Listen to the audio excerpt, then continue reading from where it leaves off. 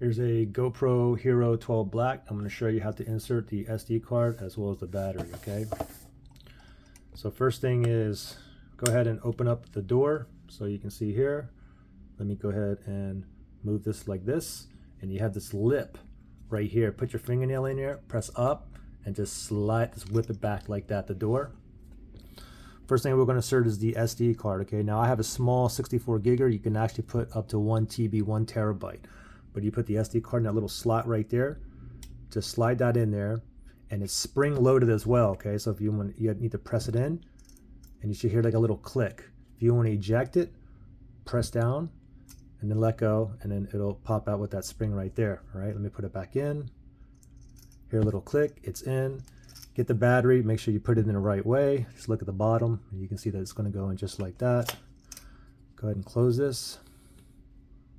Pop that down, and you're ready to rock and roll.